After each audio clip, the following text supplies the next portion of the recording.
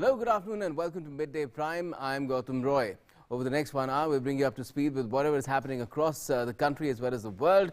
We'll update you about what is happening as far as Cyclone Nimar is concerned, and we'll also get you the latest on what is happening in Bihar, where a new speaker has been elected. But first, our big news. Met Department upgrades Cyclone Nimar to very severe category with wind speed gusting up to 145 kilometers per hour. Likely to make landfall between Karaikal and Mamallapuram anytime between midnight to early morning tonight. Puducherry and Cuddalore ports are put on highest level of alert. Chennai gets highest level of rains in the region. Several flights to and from the Tamil Nadu capital cancelled. At least 30 NDRF teams on standby mode for Tamil Nadu, Puducherry and Andhra Pradesh. 12 humanitarian assistance and disaster relief teams and 2 engineer task forces of the Indian Army are also ready for deployment. 15 Indian Coast Guard disaster relief teams are ready for deployment as well at Chennai, Puducherry, Karaikal and Mandapam.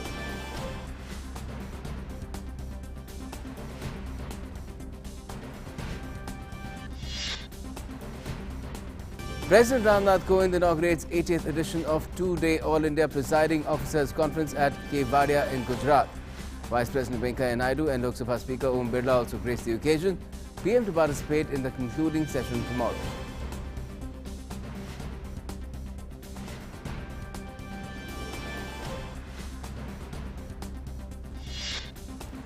NDA's Vijay Sinha wins the contest for the Bihar Legislative Assembly Speaker's post, securing 126 votes as opposed to 114 votes garnered by Grand Alliance candidate Awadh Bihari Chaudhary. Election is held among ruckus by opposition members opposing voice vote and presence of Chief Minister Nitish Kumar during the vote.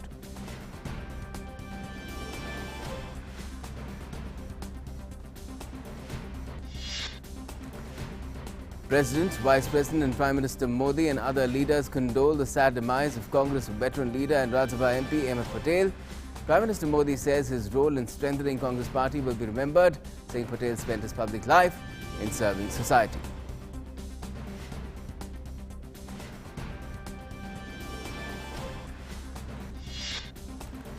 Global COVID cases surpassed 6 crore with 14.14 lakh fatalities worldwide. UK to relax COVID restrictions for Christmas.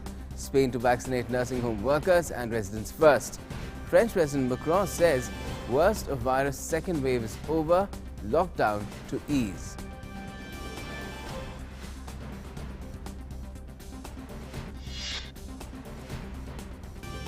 And New Zealand's Greg Barclay is elected as the new independent chairman of the International Cricket Council after the second round of voting.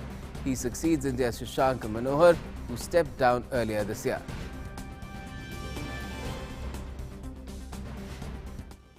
Let's now begin with the big news.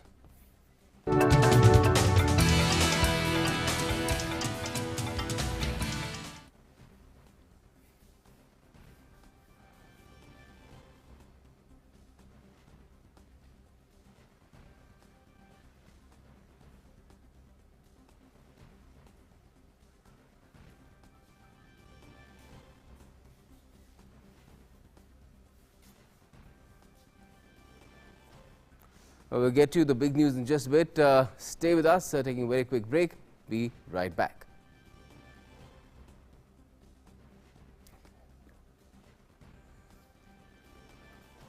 Corona से बचाव के उपाय। आपस में कम से कम 1 metre की दूरी रखें। हाथों को बार-बार साबुन और पानी से धोएं। 60% अल्कोहल आधारित सैनिटाइजर का प्रयोग करें। मास्क से चेहरे को ढक कर रखें। छींकते या खांसते समय नाक और मुंह को रुमाल या टिश्यू से ढकें। प्रयोग किए गए टिश्यू को तुरंत कूड़ेदान में डालें। सामाजिक आयोजनों और भीड़-भाड़ वाली जगहों से दूर रहें।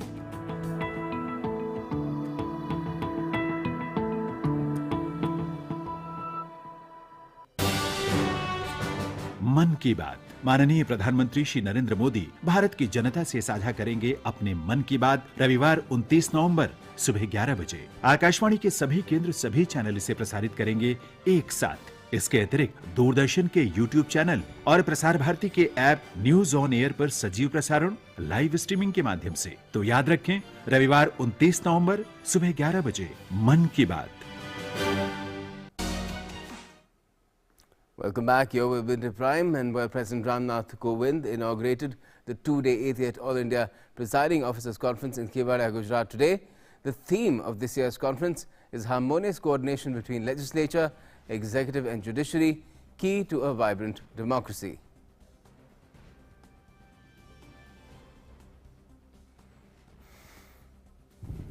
Vice President, Lok Sabha Speaker, Governor and Chief Minister of Gujarat were also present on the occasion.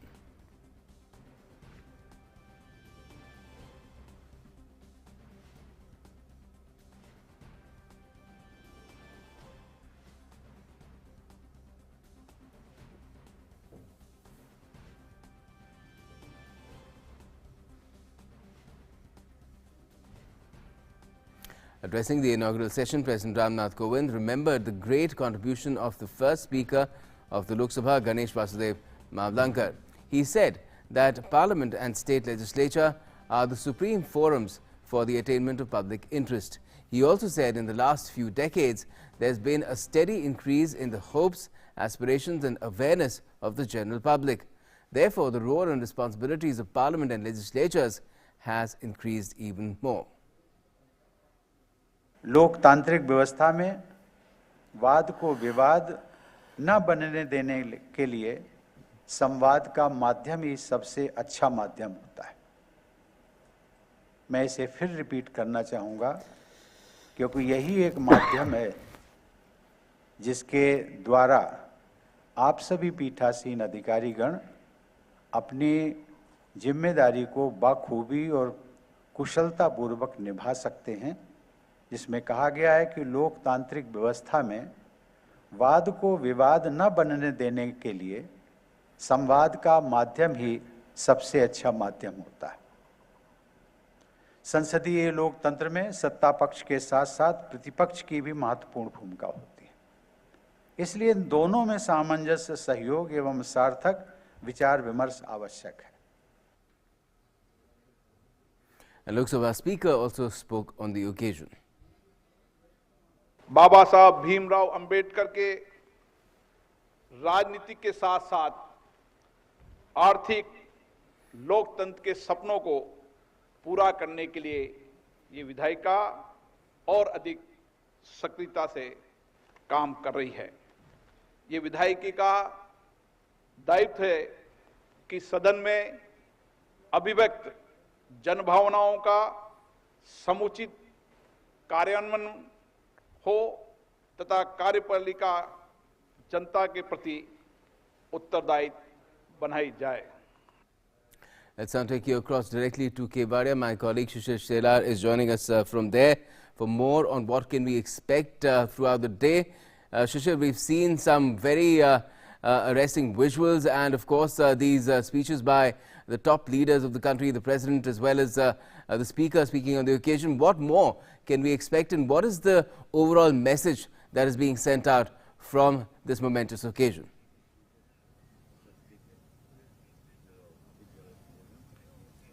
Well, absolutely, Gautam. The two-day conference have just kick-started just a couple of hours back. We have heard that the President have also addressed the presiding officers and put his thoughts that how the communication, and he repeated that, the sentence that how the communication is important in a democratic culture, in a democracy here. Obviously, the governing party also and the opposition party also should come hand in hand and various issues and also resolve the problems. And that's the reason these kind of forum, these kind of conferences will actually play an important role here, where all the the parties, the legislatures also, the executive also, and the parliament and also actually come together and discuss about the various issues here, and that's what he actually rated the fact here. Now, obviously, it's just the inaugural session that we have seen that concluded here, but right now, the different sessions is going to start here. The working session already started here, where we've seen that the Lok Sabha Speaker is also chairing the meet here. Along with that, now the different session will continue. Even tomorrow also a couple of more sessions have been lined up here. And the Prime Minister will also address the valedictory session tomorrow on 26th of November. With the 26th of November being the constitutional day here, this also we celebrate quite widely here. And even in Kevadia also, just besides to the main, the hall here, just beside the main tent city, there's an exhibition have also been organized here, which also taught about the history of a constitution, how the constitution is formed here. Now, obviously, after the first session, the president will be also have another important engagements. We just saw the visuals that he was he visited the Statue of Unity here. Later on, he'll be coming at the Arogyavan. He'll also visiting the Ekta Nursery and going forward here, and we'll get those pictures as well. But at the same time, the meetings and the conferences and the working session will continue for the day here and even tomorrow. All right, Shishir, you keep an eye on what is going on over there, and we'll keep taking updates from you later on as well. Let's now move on to our developing story. Well, the Met Department has upgraded Cyclone Nivar, and we'll tell you about it in our developing story.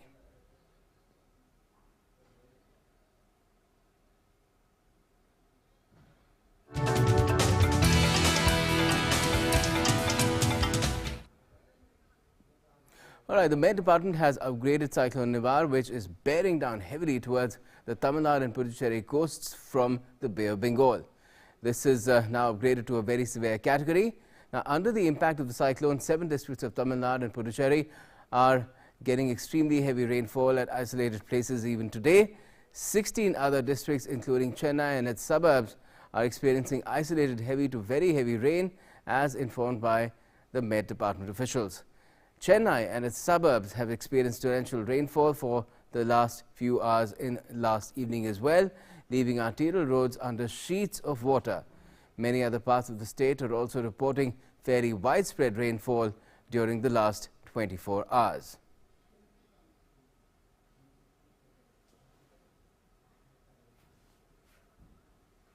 Now, Cyclone Storm Nivar has intensified into a very severe category. That's what it's being categorized now as.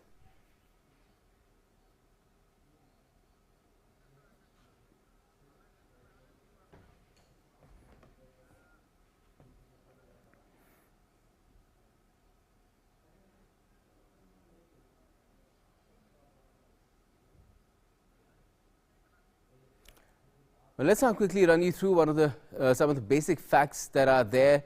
That is all that we know. The Met Department has been telling us about this very severe cyclone. It's a severe cyclonic storm right now, but it will, as it moves along, it will become very severe cyclonic storm, which is over southwest Bay of Bengal at the moment. But it is expected to move as well, and because of that, an orange alert has remained in place for Tamil Nadu and Puducherry coasts going up to the north of the Tamil Nadu coast. Storm is moving northwestwards with 11 km/h speed in the last 6 hours. That's the average speed that it's been moving till 08:30 hours on Wednesday. That 8:30 in the morning it's been moving in the northwestwards direction, 11 km/h. Positioned about 240 km east-southeast of Cuddalore. That's one marker for the position of the storm. It's about 250 kilometers east-southeast of Puducherry as well. And remember, it's going to make landfall around that area as well. And it's 300 kilometers south-southeast of Chennai, where it has already led to very heavy downpours.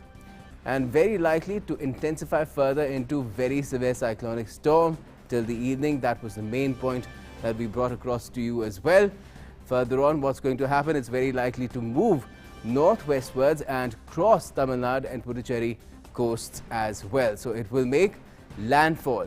Now, where will this landfall happen? Well, landfall is very likely to take place between Karaikal and Mamlapuram. That's where it's going to happen.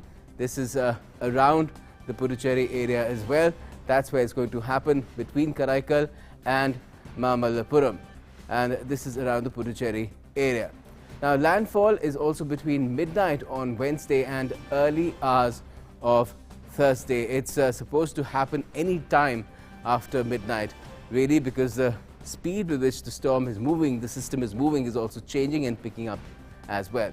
Wind speed of 120 to 130 kilometers per hour, gusting up to 145 kilometers per hour at the time of landfall. That is a very, very serious storm.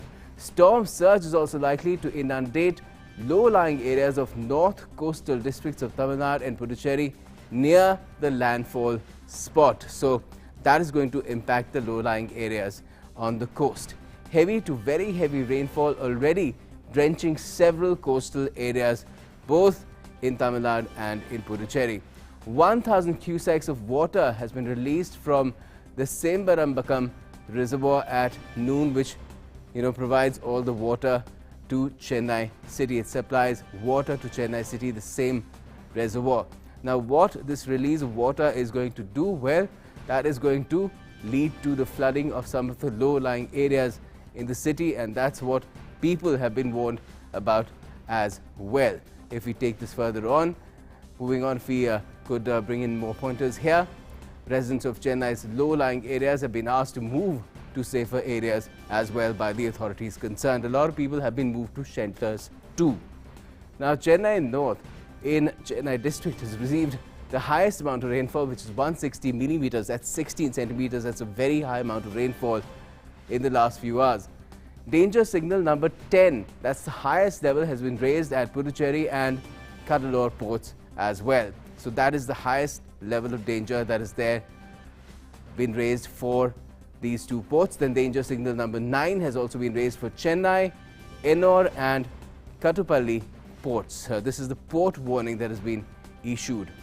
At the same time, what is also happening is when we look at what is happening in the case of Nagapattinam and Karaikal, it's danger signal number 8. So these are 3 high levels, the highest levels possible that have been raised for multiple ports as far as this cyclone is concerned. That's how dangerous it is going to be. Let me go across to my colleague Urmilesh to get the latest as far as Puducherry is concerned. Urmilesh, what can you tell us about the situation there and the level of preparedness, and what is the current situation, the current weather like where you are? जी गौतम, अगर इस समय की बात करें तो यहाँ पर बहुत तेज आंधी तूफान चल रहा है। साथ ही जो है समुद्र अब जो निवार जो चक्रवाती तूफान है वो अब धीरे धीरे जो है उसकी गति दिखाई दे रही है, क्योंकि बहुत तेज हवाएं यहाँ पर चल रही है। साथ ही यहाँ पर जो प्रशासन ने जो गए हैं समुद्र के किनारे जो लोग रहते हैं, जो मछुआरे रहते हैं, उसको रेन बसेरे में जो है शिफ्ट कर दिया गया है। साथ ही यहाँ पर एनडीआरएफ की जो टीमें हैं वो लगातार यहाँ पर मॉनिटर कर रही हैं। यहाँ पर स्थानीय प्रशासन है, वो प्रशासन भी लगातार यहाँ पर अलर्ट पे एकदम है। साथ ही जो कोस्टल एरिया है, जो समुद्र का जो पूरा एरिया है, वहां से लोगों को सुरक्षित जगह पर जो है शिफ्ट कर दिया गया है। और साथ ही पूरी जो समुद्री जो सीमा है इसको पूरी तरीके से आम आदमी के लिए बंद कर दिया गया है। साथ ही सबके यहाँ चेतावनी दी गई है मौसम विभाग की तरह, जैसे हमें बताया गया मौसम विभाग के द्वारा कि चेतावनी दी गई है कि बहुत भारी से भारी बारिश के साथ यहाँ पर आंधी तूफान चलने वाला है। तो इसलिए लिहाजा जो है आम आदमी अपने घरों में रहे, घरों से बाहर न निकले। जो इस इलाके के लोग हैं, जैसे में हम लोग महामल्लापुरम में हैं, तो इस इलाके के जितने भी लोग हैं उनको जो है सुरक्षित जगह पर रहने के लिए कहा गया है। साथ ही नाविकों को जो मछुआरे हैं उनको समुद्र में नहीं जाने की हिदायत दी गई है। और इस समय जो स्थिति है वो धीरे धीरे दिखाई दे रही है कि जो निवान जो चक्रवाती तूफान है वो कितना विकट होगा, क्योंकि समुद्र अब पूरी तरीके से अपने उफान पर आ गया है। गौतम जी, उर्मिलेश आप हमारे साथ लाइन पे बनाइए। इसके साथ साथ और किस तरह के बंदोबस्त किए गए हैं, आपको क्या जानकारी मिल रही है कि कितने लोगों को सुरक्षित स्थानों पर पहुंचाना गया है, कितने लोगों को किसी तरह की सहूलियत, किस तरह की सहूलियत प्रोवाइड की जा रही है, उसके बारे में भी जानकारी दें। जी, अगर यहाँ पर उसकी प्रशासनिक व्यवस्था की बात की जाए तो यहाँ पर जो अधिकांश जो कोस्टल एरिया में समुद्री इलाके निचले इलाके में रहने वाले लोग हैं उनको रेन बसेराओं में शिफ्ट कर दिया गया है। वहाँ पर एक तरफ ये चुनौती है कि हम लोग चक्रवात से कैसे जो है निपटेंगे, तो दूसरी तरफ उनके सामने ये चुनौती है कि कोविड-19 की है। इसलिए इन लोगों की खास ध्यान रखा जा रहा है कि जिन मछुआरों को ऊपर रेन बसेरे में शिफ्ट कर रहे हैं, सुरक्षित जगहों पर रख रहे हैं, तो एक तरफ वहाँ सोशल डिस्टेंसिंग, मास्क और मेडिकल की टीम लगातार उनको जो है मॉनिटरिंग कर रही है, तो वहीं दूसरी तरफ यहाँ पे प्रशासन पूरी तरीके से चौकस बना हुआ है। तब चाहे यहाँ के जो स्थानीय प्रशासन हो, एनडीआरएफ हो, और उसके साथ ही अन्य जितने भी यहाँ पे मशीनरी है, सरकारी मशीनरी है, बिल्कुल एकदम चौकस है। गौतम, एक बात और है कि जब हमने यहाँ के प्रशासनिक अधिकारियों से बात की थी कि पिछली जो तूफान आए हैं, जो चक्रवात आए हैं, उन चक्रवातों से आपने क्या कुछ सीखा है, वो कह रहे थे कि लगातार किसी न किसी तरीके से जो जब चक्रवाती तूफान आते हैं उनसे कुछ ना कुछ हमें नई चीज सीखने के लिए मिलती है। और वैसे ही हम लोग समय पूरी कोशिश कर रहे हैं, हमारी पूरी कोशिश होगी कि कोई भी किसी भी तरीके से कोई नुकसान न हो। आम आदमी जो है किसी भी तरीके से समुद्र के किनारे जो मछुआरे हैं या निचले तरीके में जो लोग रह रहे हैं वो जो है इधर की तरफ न रहें और किसी भी जान माल का जो नुकसान हो वो बहुत से कम हो। Gautam, Definitely, Urbilesh, those are the efforts that are required to save lives. That is of paramount importance. Let's also bring in Philip Matthew joining us from Chennai to find out what is happening there, because a lot of rain, perhaps the highest amount, has been dumped in that area. What can you tell us about the situation there, Philip?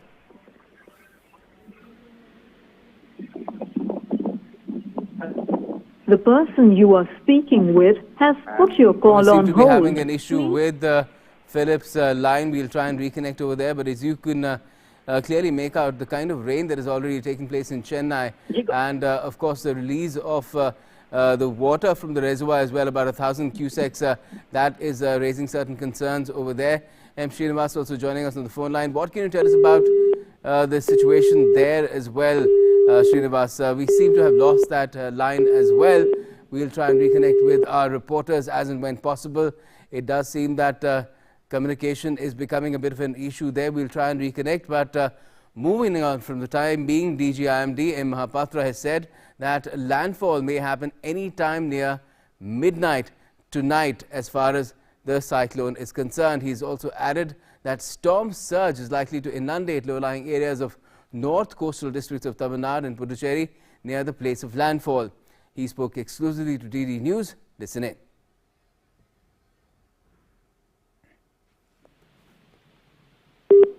We've been tracking this. It was earlier severe. Now it has turned into a very severe cyclone. What is the current situation of it? Currently, the cyclone Nivar is located about 250 kilometers southeast of Puducherry. And as you can see in this image, there is well-organized convective cloud mass, and it is causing the rainfall activity over the coastal areas of Tamil Nadu and Puducherry. As we predicted earlier, we are also continuing the same prediction. It is expected to further intensify during the next 6 hours, and it will have the peak intensity of very severe cyclone storm with a wind speed of 120 to 130 km per hour, gusting to 145 km per hour. With this wind speed, cyclone Nivar will cross Tamil Nadu and Puducherry coast by midnight of today between Karaikal and Mamlapuram and around the Puducherry area. At the time of landfall, it will also cause the tidal wave, and it is expected that 1 meter to 1.5 meter height storm surge will inundate above the astronomical tide the low-lying areas of the north coastal Tamil Nadu districts and Puducherry area. The third part is the rainfall. Under the influence of the system, rainfall has already commenced from yesterday. As we predicted, it is already heavy to very heavy rainfall along the coastal districts. Also, there will be some kind of heavy to very heavy rainfall and isolated extremely heavy rainfall over adjoining districts of Andhra Pradesh like the southern part, Nellore and Chittoor districts for today. This is supposed to come towards interior also and impact the Andhra Pradesh area also. Yeah. As it moves northwestwards, it will cross the coast, and thereafter it will continue to move northwestwards. And as a result, the rainfall will increase from tomorrow over Andhra Pradesh, especially Rayalaseema area rainfall will increase significantly. So tomorrow we can expect extremely heavy rainfall over Rayalaseema districts. Chennai is expected to have a heavy rainfall activity. Do you feel that the reservoirs around those particular area need to be monitored in a very careful manner? Yeah, certainly if you look at Chennai, so Chennai has got yesterday in the morning hours about 10 centimeter rainfall, and from 8:30 yesterday to today 8:30 it has got about 16 centimeter rainfall. So total you have got around 26 centimeter rainfall during past 24 hours to 30 hours. And again today also we are expecting heavy to extremely heavy rainfall activity again.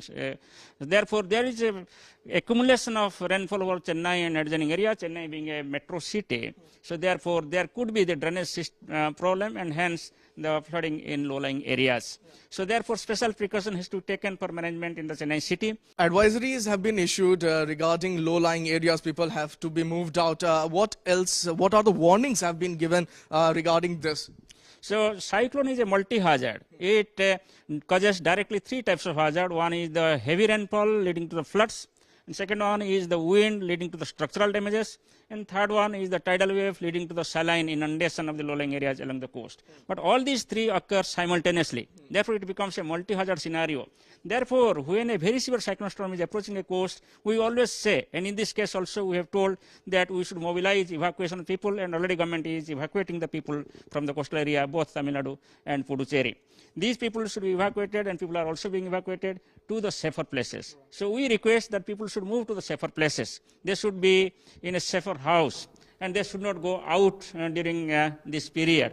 Appreciate your time. So that was M. Mohapatra, DG IMD, telling us, explain to us all the nitty-gritties that needs to be taken into account while facing this particular cyclone. With cameraman Kumar Datta, this is Saposh Bhattacharya, DD India, Delhi. So there was a mention of Andhra Pradesh there as well, where heavy rain is expected as the cyclone makes landfall and then moves further inland. Let's go across to M. Srinivas, correspondent, my colleague there in Vijayawada in Andhra Pradesh, and find out more in terms of how the situation has been varied to face Cyclone Nivar. Srinivas, what can you tell us? In Templetown, due to Nivar, it's a heavy rain is witnessing from the morning, and devotees are facing difficulties here. District officials and TTD officials have alerted people residing in low-lying areas to go to safer places. Officials are geared up to tackle any situation in Templetown, and in schools also given a holiday till tomorrow in Chittoor district. Coming to Nellore district, the administration is taking all measures to handle Nivar cyclone and its aftermath. District collector has said that administration has taken preemptive measures to alert fishermen not to venture in sea. They also asked low-lying areas to go to a safer place, and people should not venture outside from today evening to tomorrow morning. And a toll-free number 1077 has been started for people to contact in emergency. This is in Nellore town, and special officers have been deployed at block level to assess the situation and take action accordingly in Prakasam district. Control rooms also been opened in Anantapur district, where people have to contact, and numbers have been published in various newspapers. District officials have been asked to take measures to prevent loss of life and property, and state government is taking all measures to prevent any loss of life and property. Over to studio. Right. Thanks a lot for the update, Srinivas. Let's hope that the situation and the people are ready to face the cyclone as and when it leads to growing wind speeds and rainfall over there. Thanks a lot for joining us for the time being. Let's now move on to National Prime.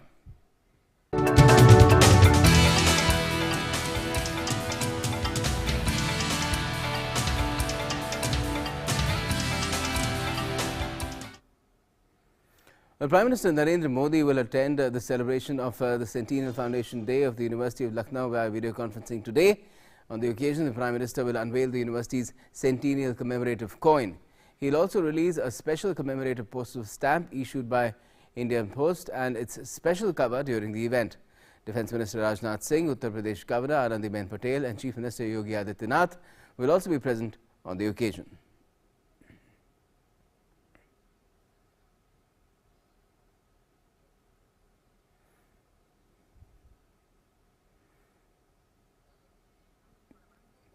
Now, the University of Lucknow was established in the year 1920 with a vision of striving to be among leading educational institutions of the world by consistently engaging in its endeavor through quality teaching, research and innovation rooted in the Indian value system and working towards building an intellectual infrastructure that serves the country, its society as well as humanity.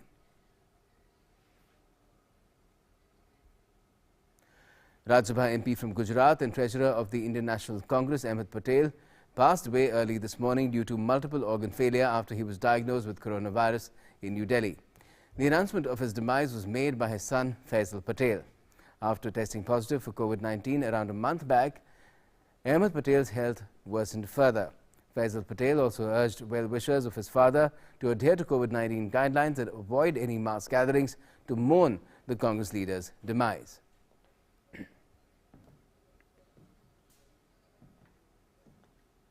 President Ramnath Kovind, Vice President M. Venkaiah Naidu and Prime Minister Narendra Modi have condoled the sad demise of Congress leader Ahmed Patel. The President in a tweet has said, and I quote, "Distressed to know that veteran Congress leader Ahmed Patel is no more. An astute parliamentarian, Shri Patel combined the skills of a strategist and the charm of a mass leader. His amiability won him friends across party lines. My condolences to his family and friends." Vice President M. Venkaiah Naidu also condoled the sad demise of the Congress leader. The Vice President tweeted and said, and I quote, "Deeply saddened to learn about the passing away of Rajya Sabha MP Shri Ahmed Patel. He was an able parliamentarian and always maintained cordial relations with leaders across the political spectrum. My condolences to the bereaved family members. May his soul rest in peace." And Prime Minister Narendra Modi also expressed grief over the sad demise of Congress leader Ahmed Patel. The Prime Minister said he spent years in public life serving society. He further said that Patel's role in strengthening the Congress party would always be remembered. The Prime Minister spoke to his son Faisal and expressed condolences. Now, the election of new Bihar Assembly Speaker was held today. Bharatiya Janata Party MLA Vijay Sinha has been elected as the Speaker of Bihar Legislative Assembly. Sinha is the NDA candidate and had filed nomination papers for the post yesterday.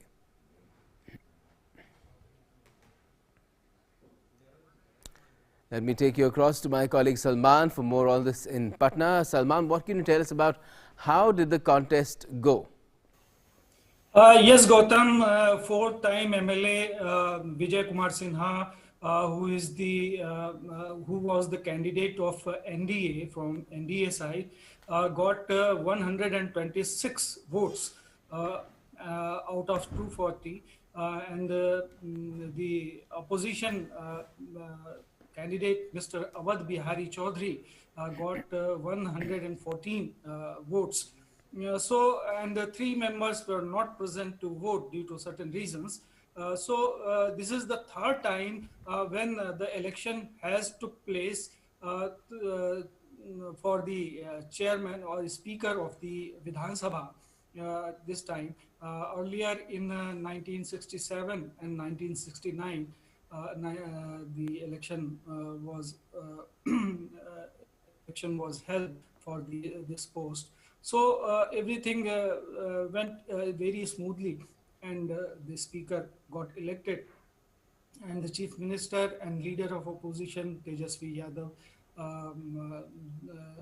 escorted him to the chair, and so finally the election concluded today. Yes, Gautam. Right, Salman, thanks for that update. Okay, moving on, Textile Minister Smriti Irani has slammed TRS and AIMIM on illegal immigrants issue. Listen in.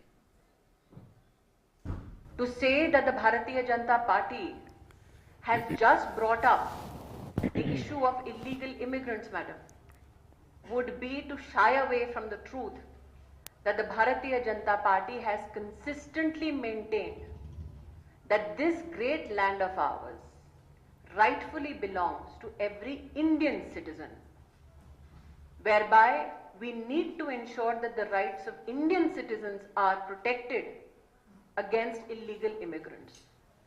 Hence, the fact that the TRS and the MIM will not stand by the average Indian, but choose to stand by illegal immigrants so that they can politically gain, is shameful. This is, of course, in the context of the contentious and very crucial Hyderabad local body polls. Let's now take a look at the update on the COVID-19 situation from across the country. Well, 37,816 recoveries have been recorded yesterday, taking the cumulative total of recovered patients to 86,04,955. With this, the recovery rate currently stands at 93.72%. India's three-pronged strategy of test, trace and treat is proving to be a success.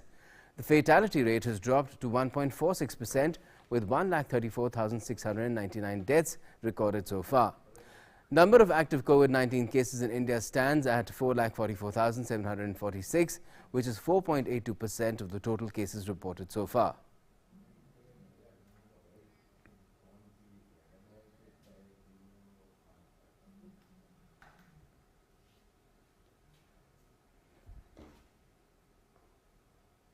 And according to the Indian Council of Medical Research, a total of 13,48,41,307 samples have been tested for COVID-19 so far. Of these, 11,59,032 samples were tested on Tuesday alone.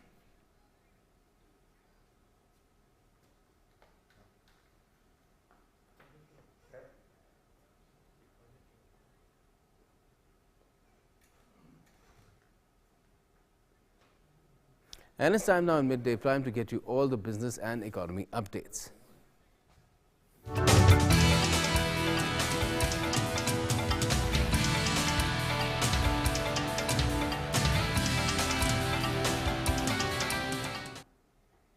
And for all the updates on what's happening in the markets and the business and economy worlds, we have Arun. Thanks, Gautam, and let's begin this finance segment with the update from stock markets. We're talking about both Sensex and Nifty. Now, both these indices are trading in red because of the profit booking. Now, when we talk about Sensex and Nifty, well, because of profit booking, Nifty is down below the 13,000 level, and Sensex is trading at around 43,940 levels, down by 600 points. Well, Nifty is also reflecting the same mood and is down by 150 points.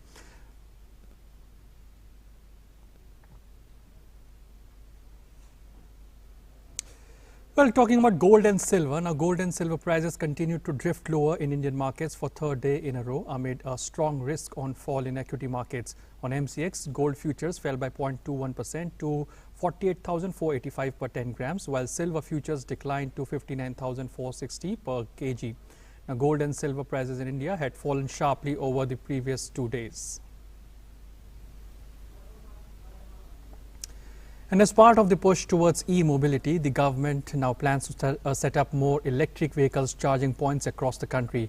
Minister for Road Transport and Highways Nitin Gadkari said that centre plans to set up at least one electric vehicle charging station for every 69,000 petrol pumps to push people to use more electric vehicles in future. Gadkari was addressing a virtual conference when he revealed the plan, saying it aims to speed up the uptake of electric vehicles in the country.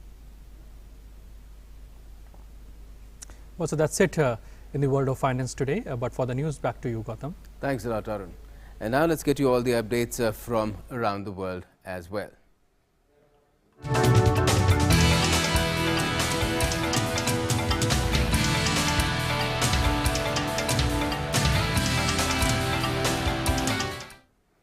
Senior United Kingdom Minister Michael Gove has said that the European Union must move too if there is to be a Brexit deal, adding that he hopes it will be possible to reach an agreement with Brussels.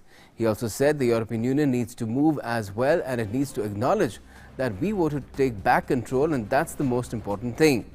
Britain and the EU are trying to agree terms to keep annual bilateral trade worth nearly $1 trillion free of tariffs and quotas from 2021, when a standstill transition period ends following Britain's departure from the EU last January. As 2 days back, talks resumed remotely, EU negotiator Michael Barnier said major gaps remain on sharing fishing rights and ensuring economic fair play for companies, including on state aid. US President-elect Joe Biden on Tuesday introduced a slate of veteran diplomats and policymakers who will make up his national security and foreign policy teams, saying that America is back and is ready to lead the world. Biden presented his picks for Secretary of State, National Security Advisor, Homeland Security Secretary, Intelligence Chief, UN Ambassador and Climate Change Envoy. He chose Antony Blinken as the next US Secretary of State, Jake Sullivan as National Security Advisor, and Linda Thomas-Greenfield as US Ambassador to the UN. Alejandro Mayorkas will be heading the Department of Homeland Security, and former Senator and one-time Democratic presidential nominee John Kerry will be a special residential envoy for the climate. Former Federal Reserve Chair Janet Yellen also to be nominated as first female US Treasury Secretary. Biden also picked Avril Haines to be Director of National Intelligence. Haines was the Deputy National Security Advisor under President Barack Obama and previously the first woman to serve as CIA Deputy Director. Now, US stocks rallied on Tuesday and the Dow breached the 30,000 level for the first time as investors participated a 2021 economic recovery, coronavirus vaccine progress and the formal clearance of President-elect Joe Biden's transition to the White House. Unofficially, the Dow Jones Industrial Average rose 454.57 points to 30,045.84. The Dow rose as high as 30,116.51 during the session.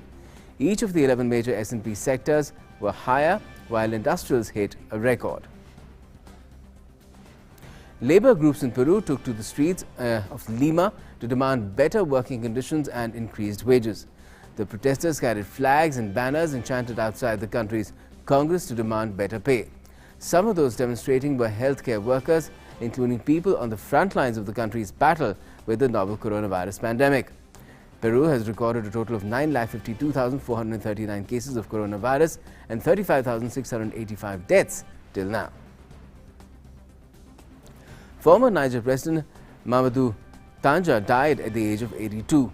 Tanja had twice won the election after country's return to civilian rule in 1999, but was overthrown a decade later after altering the constitution to stay in power. 3 days of national mourning has been decreed on his death.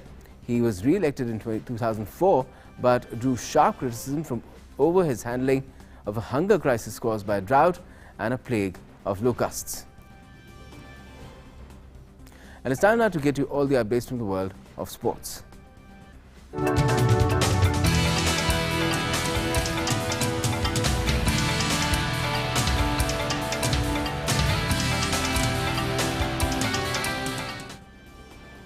And let's get you all the sports updates now.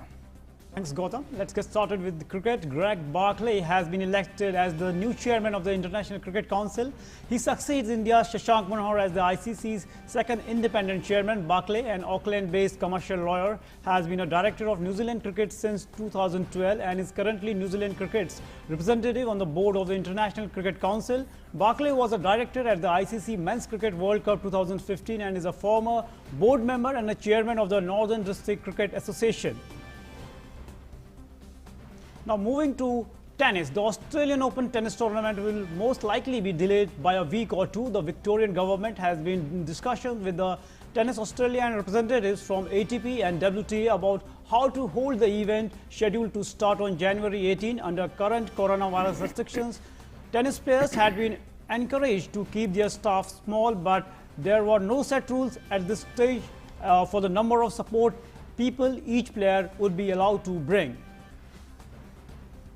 Moving to football, Manchester United returned to winning ways in Group H as they made amends to their Istanbul horror show. Bruno Fernandes hit a brace as Red Devils hammered Istanbul Başakşehir 4-1 at Old Trafford. Fernandes could have wrapped up a first hat-trick when Ole Gunnar Solskjaer's side were awarded a penalty in the 35th minute, but the Portuguese midfielder allowed Rashford to step up and take the spot kick. Rashford made no mistake from 12 yards as the Red Devils ran out 4-1 winners at Old Trafford. United have scored 9 goals in their 2 Champions League home games this season, compared with 3 in 5 Premier League matches at Old Trafford.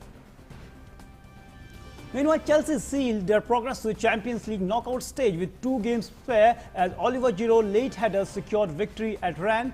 Callum Hudson-Odoi's goal in the first half looked like being enough to secure 3 points for Chelsea in the group game, but Serhou Guirassy's late equalizer looked set to rescue crucial point for the French side. However, Oliver Giroud came off the bench and scored in stoppage time with a header to book last 16 plays.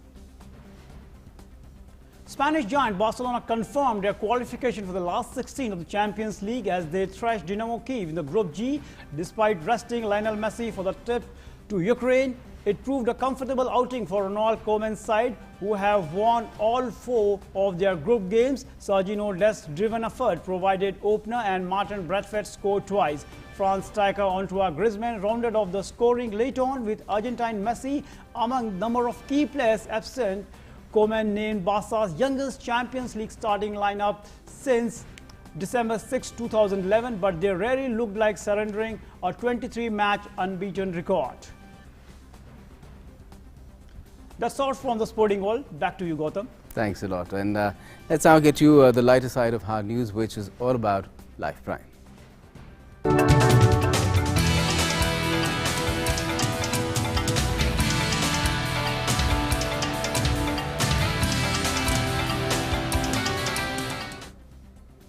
Well, Macy's is preparing for its Thanksgiving Day parade unlike any other. However, due to the coronavirus pandemic, there will be no children and no spectators lining New York City's traditional 2.5-mile parade route passing Macy's Herald Square store. But there will be giant character balloons and floats with a few modifications for the times. COVID-19 has transformed this year's parade into a television-only event. The parade will be aired on American media on Thursday, that's the 26th of November.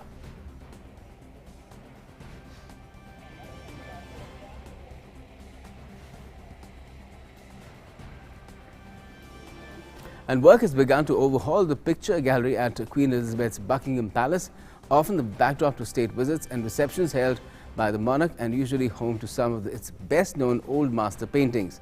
The palace is undergoing a 10-year refit, a program that will cost about £317 million and is due to finish in 2027. As part of this work, the 200-year-old roof of the picture gallery will be replaced and all the paintings, including works by Canaletto, Vermeer and Rembrandt, have been removed for the first time in almost 45 years. The picture gallery, one of the principal state rooms at the palace, was created by George IV in 1820s. That's all we have for the moment as far as this edition of Midday Prime is concerned, but we'll keep tracking Cyclone Nira for you through our bulletins for the rest of the day as well, right here on DD India and DD News. Do stay tuned.